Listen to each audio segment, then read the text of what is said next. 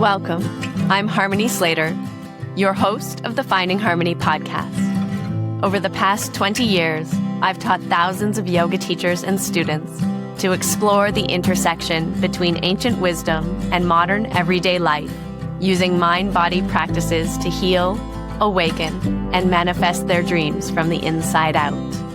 This podcast is a sanctuary for those feeling overwhelmed by life's challenges. Are you ready to jump in and discover how these challenges aren't actually in the way, but are the way to finding harmony? Let's invite the magic back in. Hey, welcome. So today's conversation is with Tina Bock. She's an internationally recognized Ashtanga yoga teacher who has taken a long journey around the world from New Jersey to Abu Dhabi to India and all the way back home. And Tina is an authorized level 2 teacher in the Ashtanga yoga tradition and has spent many, many years going deep into the practice. And so what I loved about this conversation was just how human it felt. Like friends meeting at a chai stand after practice and telling the story of how we got into the practice and how it evolves over time and how Ashtanga yoga can become more than just the physical postures, that the practice itself continues to unfold as we travel as humans and evolve and grow and move through phases of motherhood, teaching, traveling to different cities, different ways of teaching, and our thoughts around discipline, devotion, and the everyday realities of life and being a spiritual seeker. So I know you're going to love this episode, listening to Tina's story, how she discovered yoga and continued to grow in the practice and still is continuing to grow in the practice as a mother of 2 young, beautiful children. And I just really loved connecting with Tina again, and I hope that you will love connecting with her too. Hello, we are joined today by Tina Bock. Hello, Tina. Welcome to the Finding Harmony podcast. This is host Harmony Slater. I'm Harmony's husband, Russell Case, and now co-host of this show, which should just be on the radio, but we unfortunately have to stare at ourselves while we talk. What do you do, Tina? Do you just stare at yourself while you talk? I'm watching you while you watched me. Yeah. Those braids are magnificent. And you're like a little Pippi Longstockings over there. Are you Nordic in some way? Did the Nords come to Jersey to make this happen? I taught myself how to braid my hair in Mysore, waiting in the queue, without a mirror. So just, everyone else like meditating or reading or doing something that looked important, and I would just sit there. And, you mean most of them are gossiping? Yeah. I would usually be gossiping with my friend Megan. We'd just be gossiping, and then we would teach ourselves how to braid. Right. So you can do like Setu Bandhasana and Halasana and everything. It's just fine. Yeah, there's no ponytail to cause the problem. And then I got to tuck them into the bra sometimes, because sometimes then they go in my face. I don't think we can say bra on the radio. I don't think you can do that. You can. I don't think that. Sport top. Thank you for that. We have censors now because the last episode went off the rails. Well, you're calling me Jersey, so be careful. Get ready to hit the So you're in Jersey. I don't think she actually is in Jersey though. I think she's in like Dubai or something. Are you in Dubai I'm now? at the Jersey Shore. I was in Abu Dhabi for 8 years. I lived there for 8 years, and but you that's fled how I got over to Mysore so easy. You fled the what's happened recently, and now you've fled home. You're a refugee. No. No. I've been back in the U.S. for about 3 years. Tell us what you were doing in Abu Dhabi. You anticipated or in Dubai. the crisis, and you came home. That's really clever. Yeah. Wow. I'd still go back. It still seems safer than here. Yeah. Why were you living in the Middle East, Tina? Well, she married a kind of like an oil man, and they went out to the Middle East. No. So most Canadians who do go out there, because we know most of our friends were Canadians because my husband played in the ice hockey league. were in oil and gas. But my husband was working for Bombardier in Montreal. Mm-hmm. So it's aviation. So we were just like a young married couple, super young. In Montreal, we were 25, 26 when we moved from Montreal to Abu Dhabi. He got a job with Etihad, the airline there. They just found him on LinkedIn. I think they were just looking for young recruits. And I was like, this is the coldest winter of my life. I don't speak French very well. Let's go.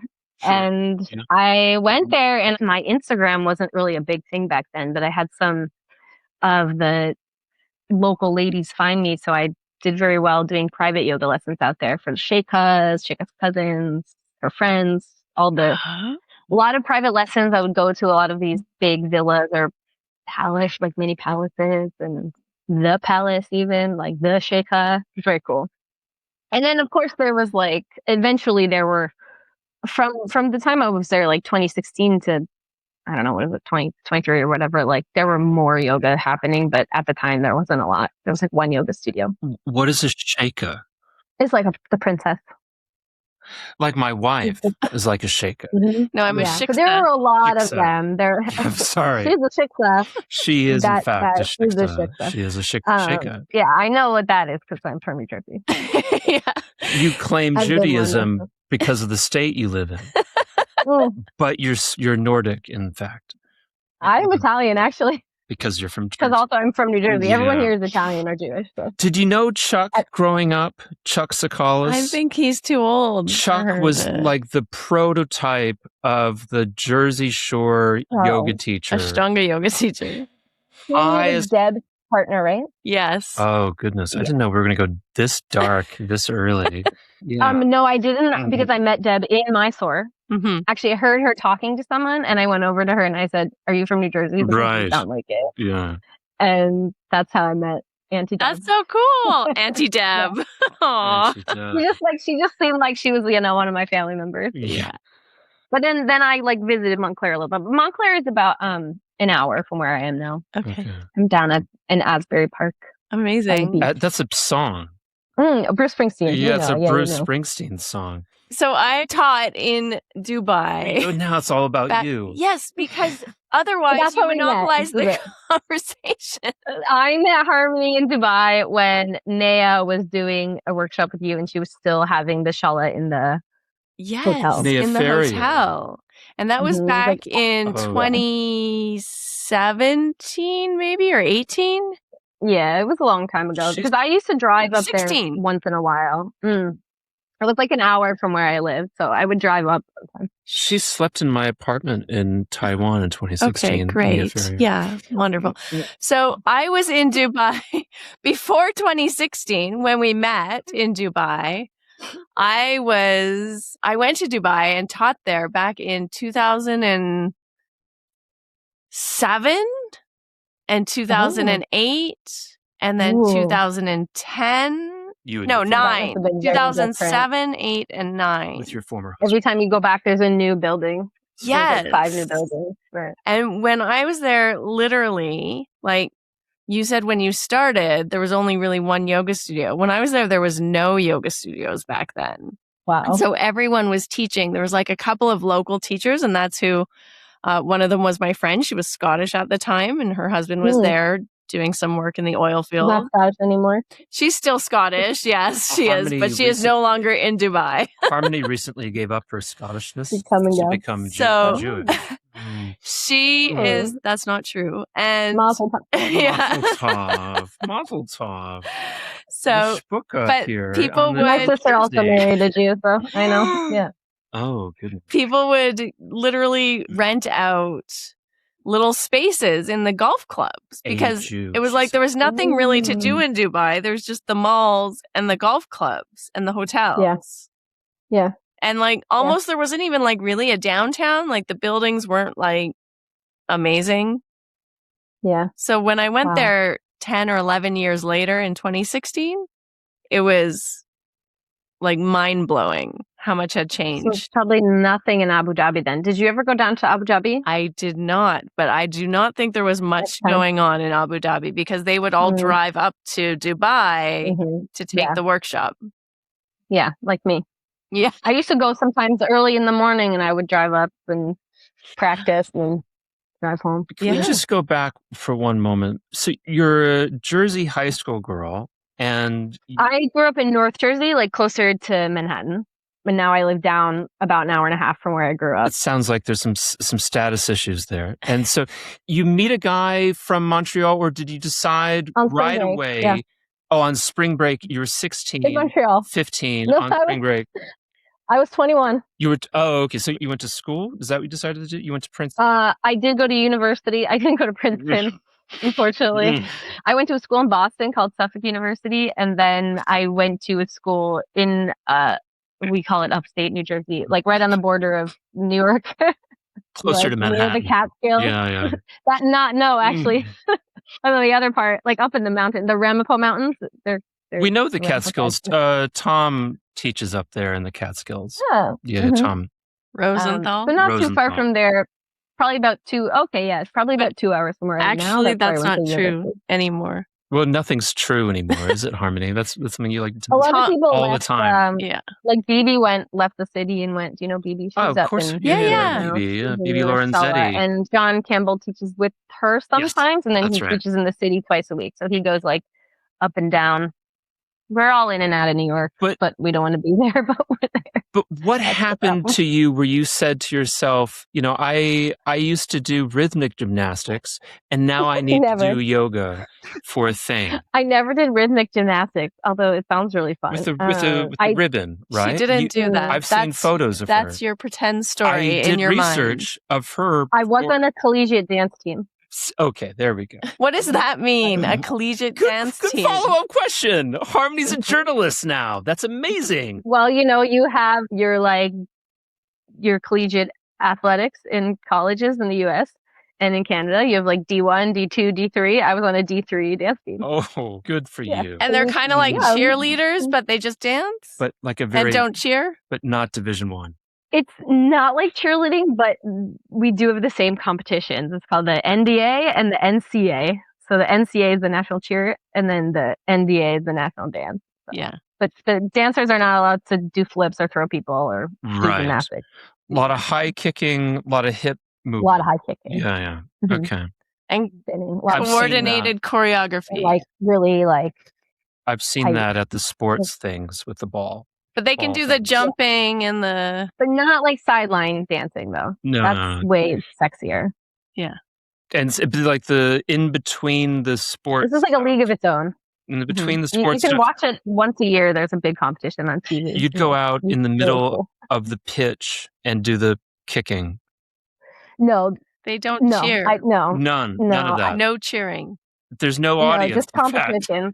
No, there's a big audience, but you do like a 3-minute dance, and then they judge you, and then that's it. But you practice all year for like a 3-minute dance, and then they judge you, and then they give you a trophy if you win. This is exactly what it's like going to Mysore. You practice all year, you do a 3-minute dance, it's very judgy, and then you get a trophy. That's exactly and that's why that was the call for you. Sometimes it takes 4 years to get the trophy. Sometimes it takes 18 years. And then so you go and then you get it's very judgy. And then like you said, this is home for me. I feel home. Mysore, just as judgy as home. So long story short, no reason the real story to make a long story short. Yeah, go back to the real story. Before I moved to Montreal, I went to India. So after college, I went to India because I had some friends who went, and I was into yoga. I liked yoga because I liked stretching, I liked dance, and I really wanted to travel. I never had before, really ever. I did study abroad in Italy, but besides that, I didn't come from like a travel family. So I went to India. I was 22 when I decided to go to India by myself for the first time. Everybody thought I was crazy. And I just did a really random 200-hour teacher training in Goa because I found it online, and it was like $1,000 for the whole month, and it was like super cheap. And I was like, that's good for me. Yeah. Like food, housing, everything, the training. Let's do it. And it was hatha and vinyasa, which I knew what that was because that's what I was like doing at the yoga club or at the Y with my dad. My dad does yoga, so he'd take me to the Y and we'd do yoga there. And then they had Ashtanga and Shivananda also. So it was like a a multi-style cert. Cool. But Technically, I'm certified in these things. So you're in Goa doing this teacher training. You get exposed to Ashtanga. At what point do you go, oh, like the birthplace of Ashtanga is just a few hours away. I'm going to head over there. So not yet. So then I went home and I was like, Ashtanga was like, I was like, that's fine. But like, I didn't like doing the same thing over and over again. Yeah. No, who does? So like, boring. So boring. And I like wanted to play my music and like do the vinyasa and the hot yoga. Doing the same thing every now I do. day. Yeah.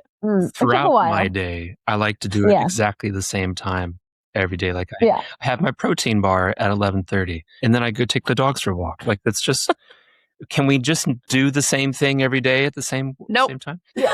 It's fine. Your father is a Nordic Jew, is that right? Did I hear that? No. Oh. He's Italian. Oh, he's Italian. Catholic. My mother's side is Italian, actually. My mother's side is very Italian. They're like the Jersey Italian, like Sicilian. Mafia wives. Randomly yesterday, I was reading about the group of Italians who had to flee Italy because their home had been given over to Chechnya. It was terrible for them. The Lucan diaspora. Are you part of that? Honestly, I'm very American. I don't know. But your father is not Nordic, nor Jewish, nor Italian. No.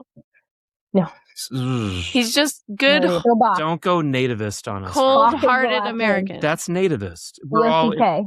B-O-C-K. So whatever you think that is. Look it up. I mean, I have a lot of family who've done the 23andMe, but I don't know if I believe it. So you're probably Irish. You're like, that DNA test, fake news. Not a real. How can they really tell? Not a real. At least my mom's family, like we know, like where they're from. So yeah, that one you believe. Back to the story. I went to India. I came back. I was still like wait. This is important news. I have to interject. No, I have to interject. It originates from the German word for billy goat. Thank you very much. You knew that. It's a family of goats. Yeah, of course. Well, she didn't mention that before. 7 years, though. Okay, Mrs. Billy Goat here. Okay. I am a goat. So I guess I could claim probably German or Austrian as with the braids. So we'll get that. Or Dutch. We're Dutch. It is a Dutch. Yeah. All right. Back to the story. She mentioned Montreal Back to the story. Then I moved to Montreal and there was a lot more Ashtanga going on there. So that's where I like really kind of learned what it was about because, Darby had his school there. Yeah. And he has his teachers. And, Terry? Yes. She was teaching at the same studio that I was teaching at. And she used to teach just an Ashtanga class, not Mysore. And I would take it and I really liked it. And then I was only in Montreal for a year, so I didn't really have time. And Darby was gone. And I just I didn't really understand Mysore. So I wasn't going to try it. So I never did, unfortunately. So then when we moved to Abu Dhabi, I was like, oh, well, we're so close. So why don't I hop over back to the same school that I went and I'll do my 500 hour. And at the same time, I'll go to Mysore because why not? I had never done Mysore style before. I didn't know anything about it. And that's another long story because I did the 500 hour, but in between I got a motorbike accident. So I actually went back to Abu Dhabi and kind of healed up for a little bit. And then I went back to Mysore. How severe were your injuries? Like a meniscus tear and stitches in 3 places. So stitches in 3 places in this crazy going, hole in the wall hospital. There's still some stitches in me. I'm pretty sure they use fishing wire instead of whatever they're supposed to use. It's bright blue. It's still in my knee. So totally. Really? That's real? You still have me down. I'm not bright blue stitches in your knee? I have stitches in my nose still. That's a thing that they do. When sometimes the stitches are so far back because I cut my nose off when I was 5. We've all heard this story. No, not the listeners, but the stitches have there's 20 stitches still up in there. They just didn't bother. This is about Tina. Yeah, but she has stitches inside her body just like me. But we can see hers. She hasn't shown us her stitches. She said they're in her knee. You wouldn't be able to see her knee then. If you say it's tiny, you wouldn't be able to see it. But I do have some gnarly stitches from that accident. I rode the motorbike into a ditch, my first time. Oh, yeah, it's tough to learn. Now I'm really good at riding. And then you went to the hospital and you said they hosed you down. It's what is wrong? I was probably covered in dirt. I don't know. I fell in a ditch. And some guy rescued me and put me in a taxi. and sent me to the hospital. Did they actually hose you? Yeah, she said that? You said that. Like a dog. A dog hosed you down at the hospital. No, like a dog. Like a dog. The doctor hosed me like down. The doctor was like a dog. They were probably just like, oh, another tourist. Another tourist. Spray him down. Give me $20, get out of here. 20 rupees, get out of here. Probably. Yeah. Anyway, so then I went back to Mysore and I practiced in Mysore and I loved it. And that's the story. And then I went back 6 more times and 9 times in total. So when you went to Mysore, you had never practiced Mysore style? Never. I just kind of tried to memorize primary on my own and that's nobody said anything. And then that's kind of rare for a person of your generation in Mysore. Yeah, because I was in Abu Dhabi. We didn't have a Mysore program. And actually that's where I got really good at self-practice because I was so used to being in Montreal where there's yoga studios. You know, in 2015, there was yoga everywhere in Montreal. You had the Moksha, and then I was at Wanderlust and I taught at McGill. So it was like, it was in the gym at McGill. There was just like yoga everywhere. And there was just like hot yoga popping up everywhere. So I had opportunity to practice every day with somebody else. And then I moved to the Middle East and I was like, okay, so if I want to do yoga, I have to do it on my own. And I used to do yoga videos on Yoga Glow with Jody Bloomstein. Yeah, she's on the podcast in a couple of weeks. Amazing. Yeah. I've never met her in real life, but honestly, I've never met her in real life. But you can tell her I feel like she's one of my teachers. That's awesome. We will mention. Yeah, she had this intermediate series video on Yoga Glow, and I used to do it, and I was like, I'll just teach myself this. And then so that's how you learned intermediate series was watching Jody Bloomstein on Yoga Glow. Kind of, yeah.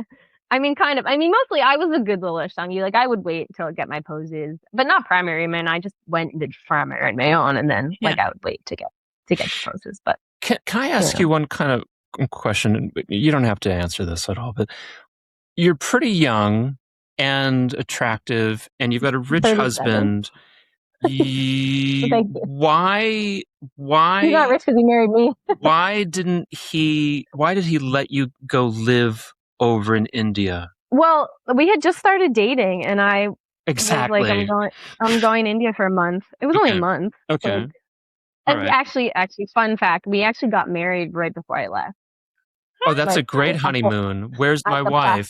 In India. I left without him.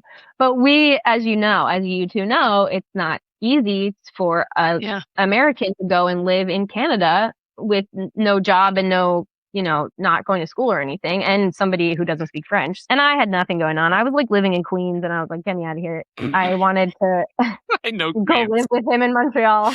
There's nothing going on. In Astoria, nothing. Fun fact, now my husband actually works in Astoria and is there 3 times a week. So it's like a full circle moment. He has to go to Queens all the time. You just go and look at Devil's Gate and just sit there.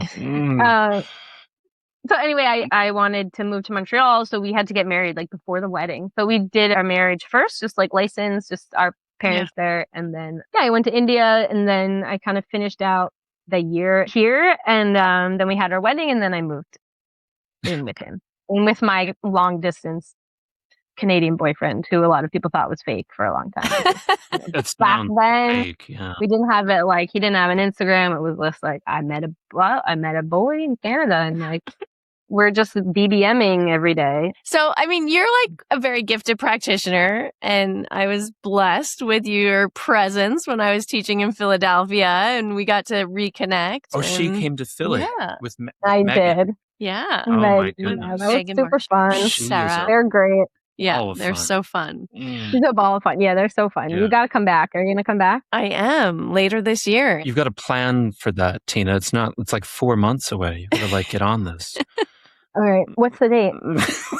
She's going to do it right now. Yeah, she's going to book her Airbnb right now. She's going to spend the rest of this podcast. Any excuse for a mom weekend away. Come on. Flight.com. So no, I can drive to Philly. It takes an hour and a half. So yeah, that's pretty good. That's good. Not far. Yeah. And you're very gifted, and you're a third series practitioner, and have this very beautiful advanced practice, and then you end up having a couple of children. What don't was do that like? That's going to ruin your practice. Oh, goodness. So I actually only learned third after the first baby. Awesome. Which is a fun fact. I love that story. Sharath told me to finish third and then have a second baby. Who and told I was you? Like, Sharath. Sharath said, and I okay. said, okay. Finish third, and I said, have a baby. And I was like, no. He said that. He said, okay, we'll finish third and then next baby. And I was like, I'm only having one baby. I didn't want to have two babies. It's Sharath's baby. No. No, I don't know what happened because he said that and I wasn't planning on it. And then surprise. Wow. That's so cool. It's, So you had your first baby. You were still going to Mysore with the baby. Yeah, baby went twice to Mysore when he was 3 months old and then when he was 12 months old. Wow. So he just turned 1. He learned to walk in Mysore. Amazing. Fun fact. Yeah. Yeah. Learned to eat filth off the street in Mysore. Yeah, it's like now his immune system is great. But when they're little, like when they're super, super little, there actually is a lot of time to practice. Practice isn't the same. Yeah. You're not going as hard and doing as much, but there is more time to practice because they don't move. Exactly. They nap all the time. Exactly. So I actually really enjoyed that time, the postpartum time, to kind of like get back into practice. Yeah.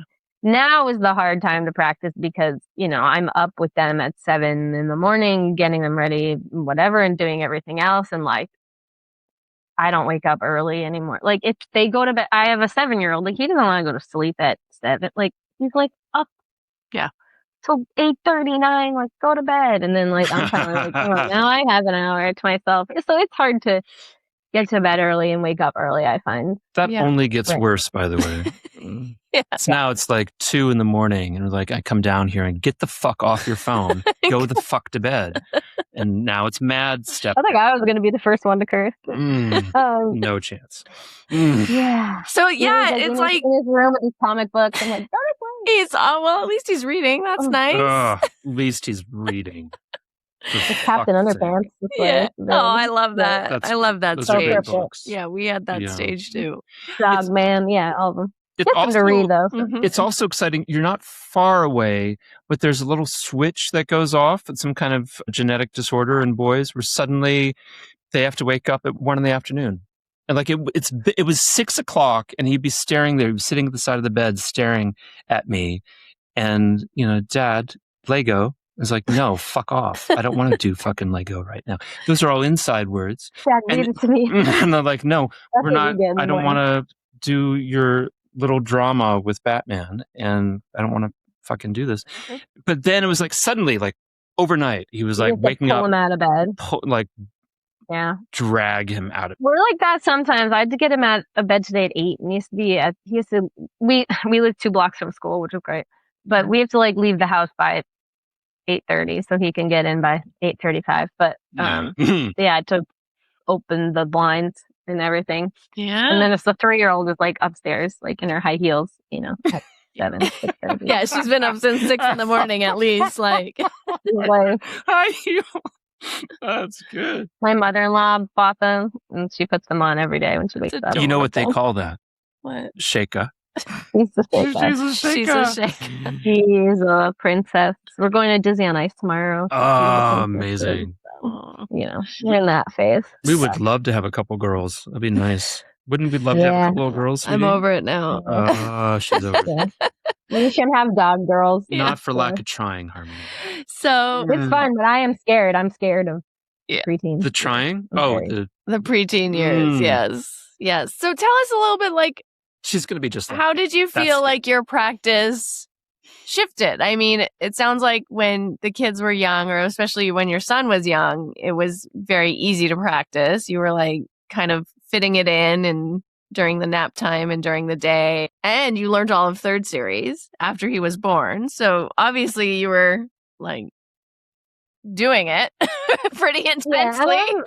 I'm obviously very blessed too as a yoga teacher, and back living in Abu Dhabi, I did mostly private lessons, which was for me financially great because I could just do a couple a day, and I had a nanny there and she was great. And like, it was very flexible. I'm not somebody who had to go back to work full time. Here in the US, like people go back to their full-time jobs after like 6 weeks, and like I have no idea how I would do it. So I'm very lucky with flexibility, but it's much different, before you have a baby, especially.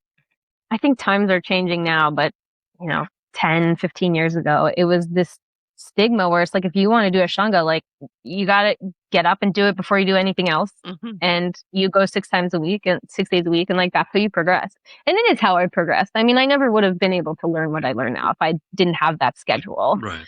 Before, because your body remembers things. And obviously, like, look, do I like catch my ankles anymore in Kapotasana? Like, no, I'm catching my toes. Like, it's different. The things are different.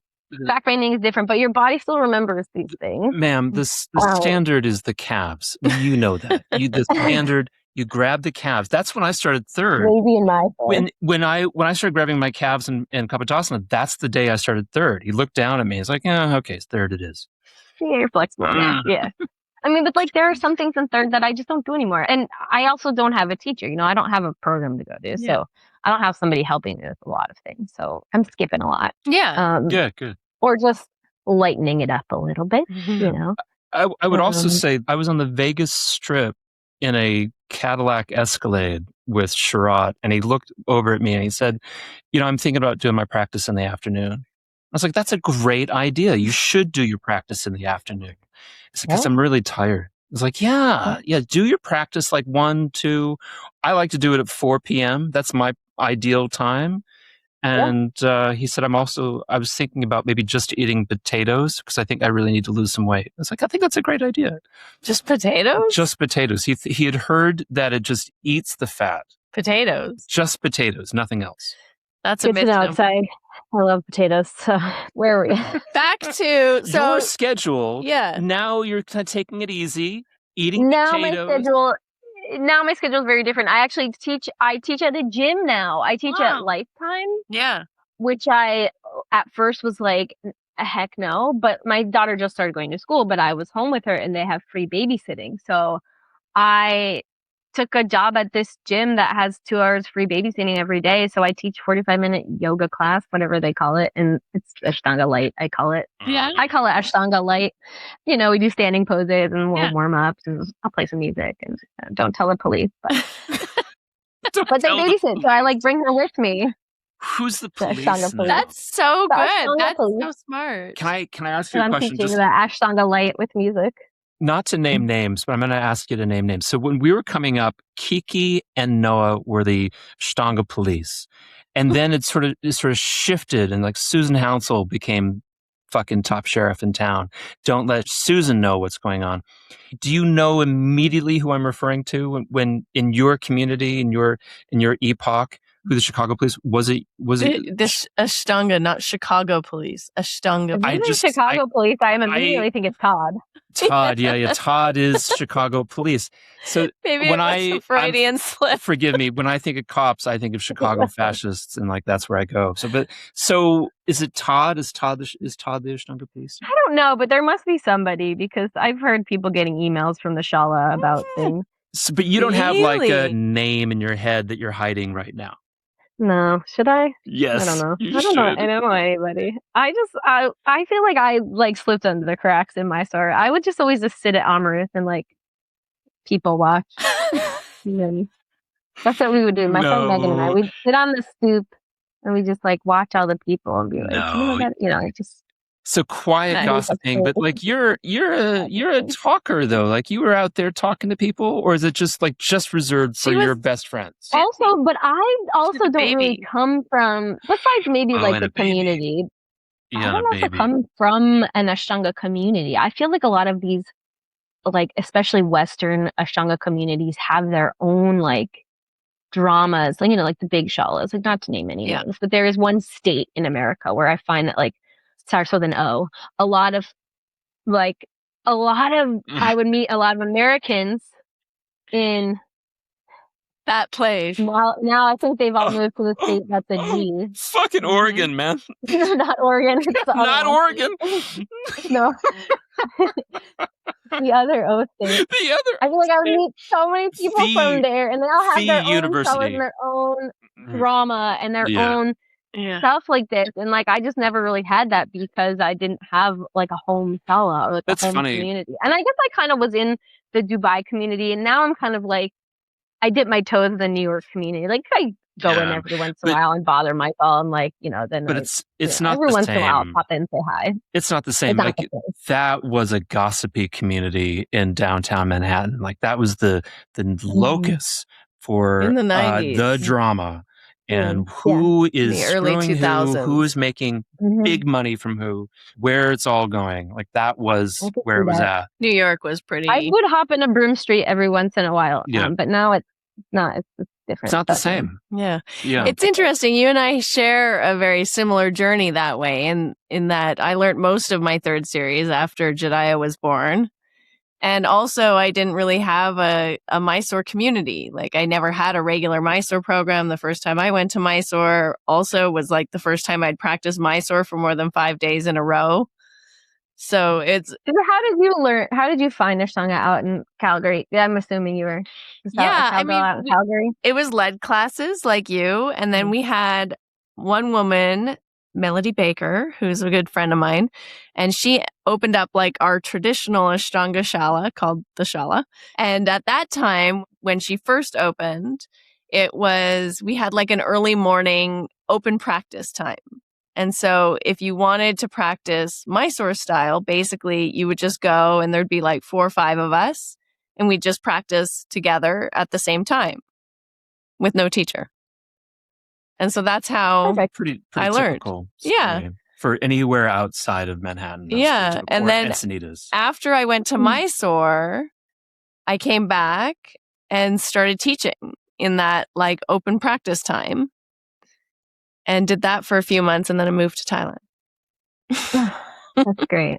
I mean, Mysore is the best. Honestly, I wish, because where I live at the Jersey Shore, and there's just like hot yoga everywhere. And then there's just more popping up all the time. Like they just opened a coffee shop, and I thought it was a coffee shop, and I walked in there, and there was a yoga studio in the back. What the heck? All over the place. I wish I had, either an assistant or somebody else to do it for me, and I could teach sometimes. But I can't. I can't do Mysore now. Especially my husband, I said he goes to the city to work. So I'm like early morning. It's like a no way right now, but maybe someday. I wish that we had one here because I think people need it. And I think, I don't really know if they're really doing yoga, Yeah, it's different when you're... think that they're doing yoga, but I'm like, are you doing yoga? You don't know. Like, you don't know how good it can be. Yeah. You don't know how good it can be in your mind. Yeah. Without all the loud music and a teacher shouting at you every single thing to do. Yeah. And you don't know how good it can be when you're not doing the same exact thing as the person next to you. Yeah. When it's just about you and it's not about the rest of the class. Right. Yeah. Totally. So it is a little bit of a shame, but that's why, I do intensives and retreats every now and again. Yeah. The last few years, I've only done one a year, but I'm thinking about 2 and 2 next year. But. Yeah. The funny thing about the industry, it's not dissimilar from, like, say, the restaurant industry, where to really do it right, it should be a Mysore room. And yet that's untenable for the human beings who run the place to live. And it's just like a restaurant. Like, it's not tenable for a person in the restaurant industry to be in the industry. It's just, it's soul destroying. And you don't make any money. And then so finally you get really good at it, and then you can't do it anymore. You have to go off and teach and do workshops continuously to make any money so you can support yourself. So then you're left with people who who don't need to make money from teaching, and it's like exactly a passion project. It's tricky. Yeah, but it is true. It is like the best way to learn yoga, and the best way to actually experience a practice is in a Mysore style setting. It 100% is. And I don't know. I can't tell. I don't know if you're in your area. Are you guys in Calgary or you're in California? Yeah, we're in Calgary. So you're in Calgary. Yeah. We look like we're in California. Yeah. Yeah, but you are, right? He used to be kind of. I'm not a native. I'm a native to Detroit, but I ran the Stanford for 10 years, and then it became untenable to live in California, and so now I live in Harmony's basement. perfect. She lets you sleep there. She does. She lets me sleep there. Right on this red couch. As long as he pays the rent on time. I do not. Exactly. I mean, it's sad. Like, I don't know, at least because I'm back in the tri-state area, we call it. And in Manhattan, there's less and less Mysore, where there used to be a lot in Manhattan on all corners of the island and in Brooklyn. Sure. And now there's a place in Jersey City, and maybe there's one in Brooklyn, and maybe 1.5. And that speaks to the punk origins of Ashtanga, where just like CBGBs or you find... I went there once. In fact, I went there once before it closed in high school. You find it in places that are cheap to live, where people can go there cheaply and live cheaply. But once that gets gentrified, then not only do the punk locations go, also the Ashtanga yogi places go, because those people can't afford to live. It's the same mindset with the restaurant. If the people who live there can't afford to live there and work there and make a living, then all of that gets pushed out. Mm-hmm. I like this coffee shop yoga place that you introduced here. That sounds like gentrification. Yeah, it's super funny because our town is, Asbury Park is gentrified. Like, I don't know if you know about it, but it's like, it is gentrification like 101. This place used to be just a hellhole, and now it's like beachfront condos that are like $3 million for a 1-bedroom. Wow. And nobody can afford it. But a hellhole is like a place to live.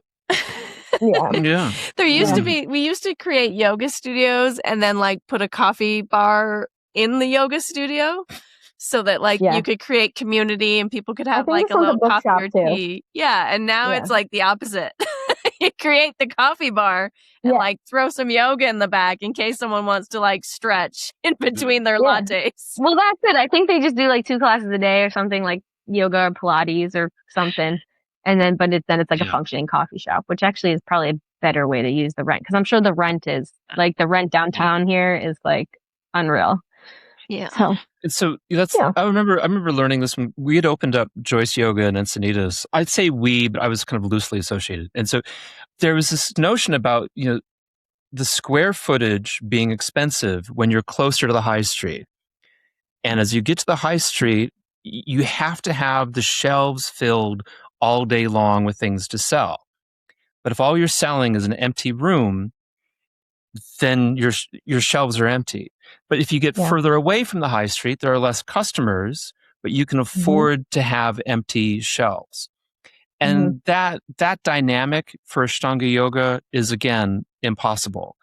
And so you get people who would fly out to Hawaii to see Norman Allen and Nancy, and they could live their lives out there.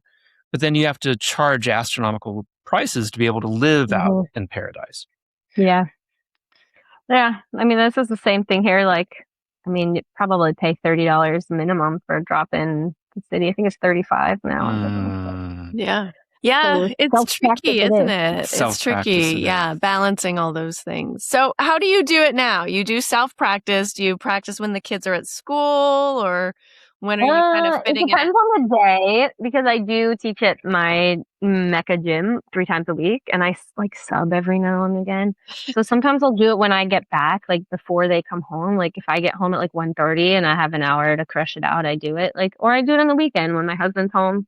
But I don't do 6 days a week anymore. Like if on a good week it's 5. Yeah. But, I have a couple days off. But now this really nice studio here, they want me to do another class at like a noon on Thursdays. So I might do that again. A modified primary. Nice. Ashtanga light class. Yeah. What do you think? It's good. I'm curious because you teach these Ashtanga light classes, which is like how we've all taught Ashtanga forever since we all learned Ashtanga and it was taught to us and we went out into the world and taught it. But you're also of this younger generation. What's with the active series? What's going on there? Do you know?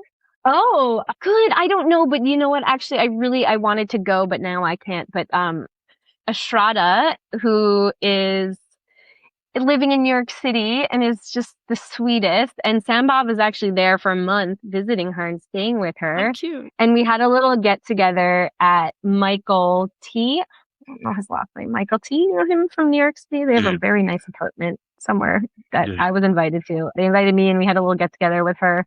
And she's super sweet and she's going to teach it at the Shala in Brooklyn. This is Barb and... Yeah, Barbara's Shala. Yeah. Barbara Shala. The Shala. The Shala. The Shala. I think this is like April 24th. So if anyone's listening, they live in the area, definitely go to, it's her first class. So I wanted to go and support, but I'm going to Tina's workshop now because Tina's going to Philly that same weekend. But if anyone's around that's listening, check that out because she's going to start teaching that, which is so nice. I think that I don't know. I can't speak for her. She's so young still, she's still in college and she's just enjoying being a kid. You can't push anything, but I think it's just a little bit of a start. And I didn't do the active series, so I don't really know it, but I'm assuming it's very similar to kind of how I teach.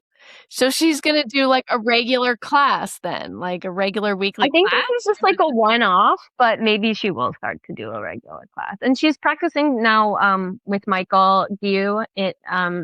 He's at Suk Yoga in Nomad. Yeah. So, she's there and cool. Yeah, they're doing good. I got to talk to them and Sambhav, and he's like getting really into photography. Nice. Wow. They're just, I think they're really just honoring their father's legacy. Connecting. It's good. Him. Yeah. And I like that they're nearby, I can see them every once in a while. So good.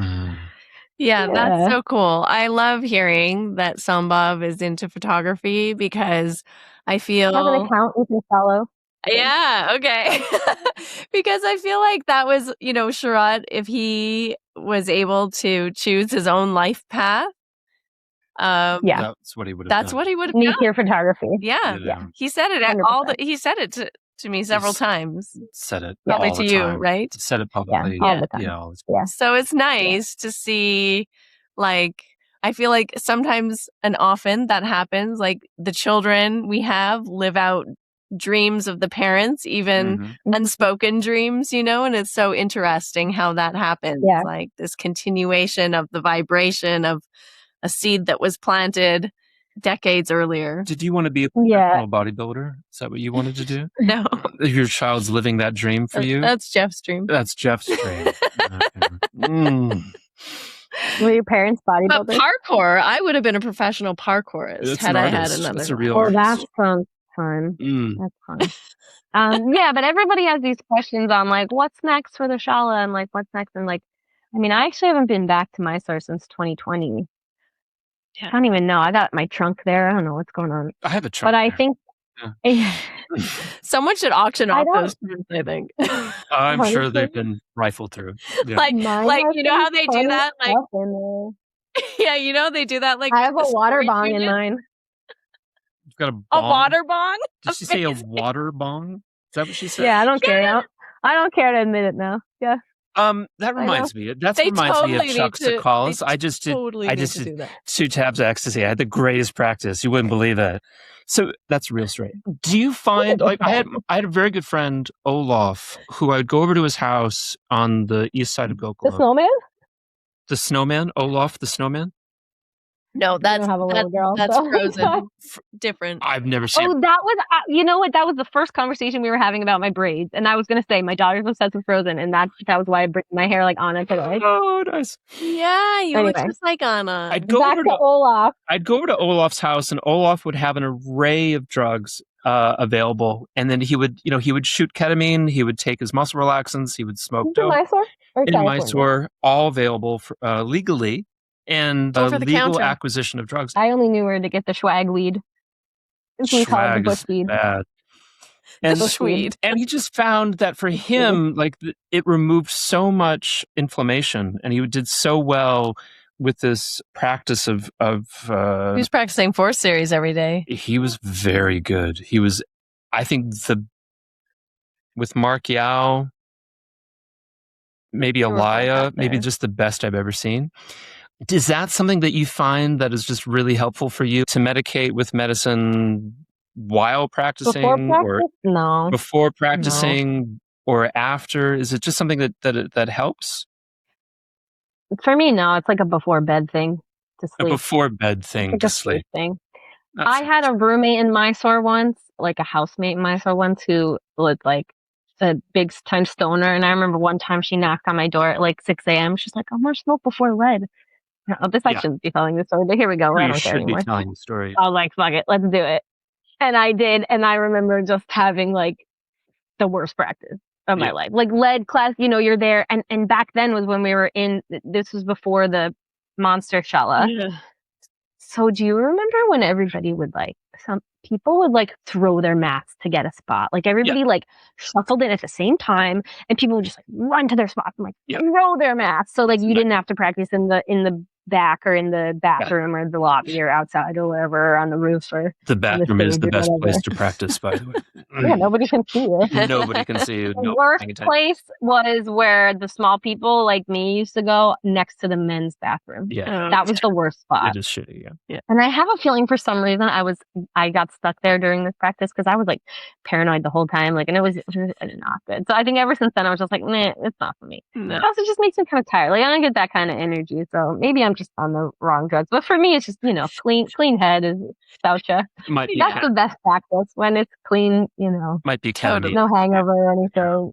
Not before practice. You would do that in the afternoon. It's quite relaxing. Well, I would just I would get back from Mysore days are lazy days, so you just get back from practice and take a shower and hang out for an hour and take a nap, maybe, then go get lunch. Okay, so we've decided in this episode that Shiva should start auctioning off the trunks, 50 rupees. You just get a trunk, see what's inside, and like a storage that wars. would be so fun. Exactly, Mysore style storage wars. That would be amazing. There's a blender in there. I think I have a Lululemon mat in there, and gold bullion. Definitely some rugs. A lot of clips, the hanger clip, the clothes hangers. Clips. So the essentials that you needed in Mysore, like a bath mat, some things like that you just didn't have there, and then you could get probably a tapestry or a blanket or something. Maybe some clothes. Mine's probably pretty good, actually. Oh, I have a helmet in there for sure because I bought my own bike helmet. Because those were gross. Helmet. Buy your own on the street. They sell them on the street there on the side of the road. Wow. Yeah, a good one. But I downsized from my big one to my small one the last time I was there. I ran over a police officer because I was not wearing a helmet, and then I had to pay a large fine to the state of India. I had a ticket once because on mine didn't have a helmet. Nobody was harmed in the. I was harmed. I was removed financially. I was removed financially of a great deal of funds for running him over. I hired a lawyer in India. Really? Through Randy to take care of this fiasco. Oh, this is a real story? Yeah. Yeah, these are all real stories, Tina. Every single one of these are real. Really hard to tell. Yeah. So what did you run over his foot, or you ran over I ran right through him because he was stopping me for not wearing a helmet. So if you're listening at home, wear a helmet. That's all I'm saying. But I didn't want to wear a helmet. Wear a helmet. I didn't want to wear a helmet. I was like, that's not cool. And so I shouted kids on the street to wear helmets. Wear a helmet. And no Indian person wears a helmet, but the white people must wear helmets. Well, now it's a law. Yeah. No, I got a ticket once because I had a guy in my scooter who didn't have a helmet.